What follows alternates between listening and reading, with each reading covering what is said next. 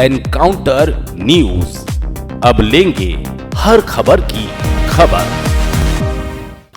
इंदौर नगर निगम के अवैध अतिक्रमण हटाने की कार्यवाही के दौरान बुधवार को एक बड़ा विवाद खड़ा हो गया था। बजरंग दल और नगर निगम कर्मचारियों के बीच हुई झड़प में निगम कर्मियों के साथ मारपीट और गाड़ियों में तोड़फोड़ की गई थी। इस घटना के बाद नगर निगम कमिश्नर ने एफआईआर दर्ज कराई। आज इंदौर महापौर पुष्यमित्र भार्गव ने घायल कर्मचारियों से मुलाकात की और घटना को दुखद बताया। उन्होंने दोषियों पर कार्यवाही की बात कही है। वहीं बजरंग दल ने भी अपने पक्ष में शिकायत दर्ज कराई।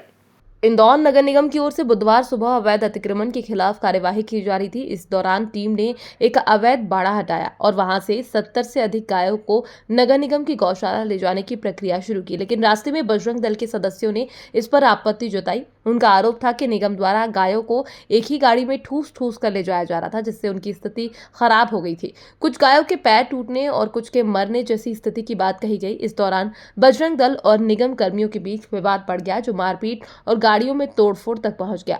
नगर निगम ने 3 बजरंग दल कार्यकर्ताओं के खिलाफ एफआईआर दर्ज कराई है। आज महापौर पुष्यमित्र भार्गव और निगम कमिश्नर ने घायल कर्मचारियों से मुलाकात की। महापौर ने इस घटना को दुर्भाग्यपूर्ण बताते हुए कहा है कि भविष्य में ऐसी घटनाओं से बचने के लिए सख्त कदम उठाने की बात कही। उन्होंने दोषियों के खिलाफ कड़ी कार्यवाही का भरोसा दिलाया।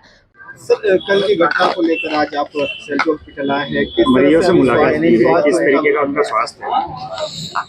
नगर निगम के हमारे वो कर्मचारी जिन्होंने इंदौर को नंबर 1 बनाने में हमेशा अपनी महत्वपूर्ण भूमिका निभाई है, कठिन से कठिन परिस्थितियों में सफाई को लेकर, रिमूवल को लेकर कार्रवाई की है।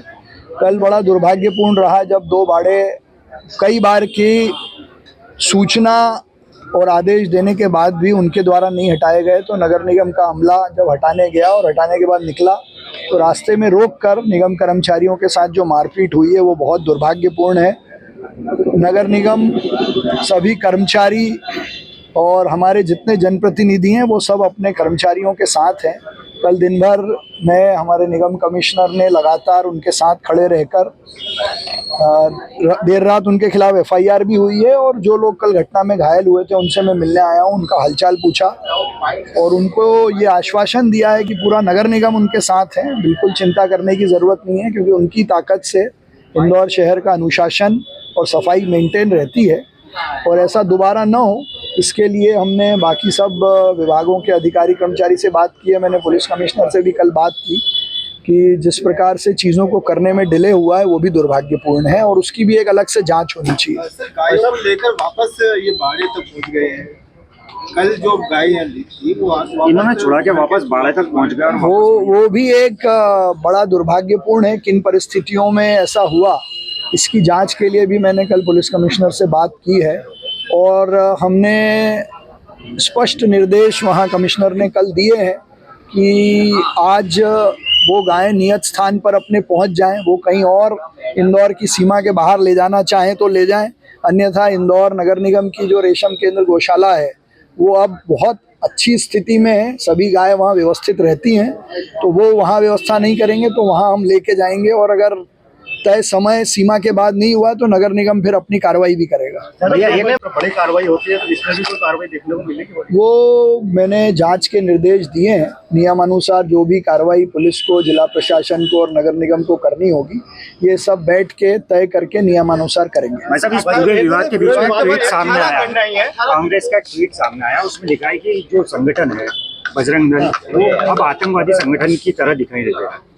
कांग्रेस को ये ट्वीट करने का अधिकार नहीं है और कांग्रेस सबसे पहले अपने गिरेबान में झांक कर देखे, तो कांग्रेस के ट्वीट का कोई महत्व नहीं है। सर, क्या वजह रही कि 18 घंटे बाद इसकी एफआईआर हुई है? सर चलो भैया चलो। वहीं बजरंग दल ने अपना पक्ष रखते हुए कहा कि सरकार गौवंश को बचाने और गौशालाओं के लिए अनुदान देने की बात करती है, लेकिन निगम की कार्यप्रणाली से गायों की स्थिति खराब हो रही है। बजरंग दल के प्रवीण नरेकर ने कहा कि ये गौशाला पिछले 20 से 25 सालों से चल रही है, फिर अब इस पर कार्यवाही क्यों की गई? बजरंग दल ने थाने में 2 शिकायतें दर्ज कराकर उचित कार्यवाही की मांग की। अब सवाल ये उठता है कि नगर निगम की कार्यप्रणाली में सुधार की जरूरत है या जनता और निगम के बीच सामंजस्य बनाने की। निगम कमिश्नर ने इस दिशा में विचार करने की बात कही ताकि भविष्य में ऐसी विवाद की स्थिति न बने। इंदौर से एनकाउंटर न्यूज की रिपोर्ट। अरे रुक जाना भाई, रुक जाओ भैया 2 मिनट लगाओ। बजरंग दल एक राष्ट्रभक्ति और समाज का धार्मिक संगठन है। जब लव जिहाद में बहनों की रक्षा करते हैं हम, जब ये लोग कहा जाते हैं हम गौ माता की तस्करों से रक्षा करते हैं, जब ये लोग कहा जाते हैं आज समाज के कोई हिंदू बहन के साथ कोई अत्याचार होता है, बाकी लोग को खड़ा नहीं होता, तो बजरंग दल क्यों खड़ा होता है वहाँ पे? कई कैसे लव जिहाद में हम इसे बताएंगे नहीं, कई नेताओं की लड़कियों को हमने बचाया, और नाम आता है कोई किसी भी पार्टी का हो, हमें उस समय हम जाते के वजह सोचते नहीं है कि वो किस पार्टी का है, हम सोचते कि हिंदू बहन के साथ अत्याचार हो, बजरंग दल वहाँ तत्पर खड़ा रहता है। पर जो बजरंग दल को आतंकवादी बोल रहे हैं उनको सोचना चाहिए, जब बहन कोई किसी पार्टी की होती है, उसके पिताजी को कांग्रेस के हो या बीजेपी के हो, किसी पार्टी के हो, हम सोचते नहीं, बजरंग सोचता नहीं, बजरंग दल तत्पर वहाँ खड़े जाता है और बिल्कुल लड़ता है, वहाँ पे बहनों के लिए खड़े होता है, उसकी प्रोटेक्शन करता है। पर आज जो बोल रहे हैं आतंकवादी संगठन है, उनको सोचना चाहिए, जब बजरंग दल बहनों की रक्षा करता है, पार्टी वाले सब कहाँ जाते हैं? निगम कर्मियों के साथ जो मारपीट हुई है उसके बाद को लेकर निगम कर्मियों ने कल भाई साहब जो कल 6 बजे निगम की ऐसी कौन सी मुहिम चलती है, जो गौशाला पे इतना बड़ा अत्याचार करा इन लोगों ने, वहाँ 50 से 60 गौशाला थी, वहाँ वो गौवंश थे वहाँ पे। आज वहाँ पे मुख्यमंत्री आदेश देते हैं कि अपने को कम से कम गौशालाएँ खोलिए, मैं अनुदान दूंगा, पर वहाँ गौशाला चल रही है इतने समय से 25 से 30 साल से चली आ रही है, पर निगम को ऐसा क्या लगा कि वहाँ अवैध है, इतने 25-30 साल से निगम सो रहा था क्या? और आज वहाँ पे मुख्यमंत्री के आदेश है, शासन के आदेश है कि एक गाड़ी में 5 से 6 गौमाता को लिया, कहीं भी जाना हो तो 6 गाड़ी में 6 गौमाता को ले आ सकते हो आप। पर वहाँ निगम ने कल एक गाड़ी में 20-25 गौमाता भरी गई, उसमें कई गौमाता मरने की स्थिति में खड़ी है, कई गौमाता की टांग टूट गई है।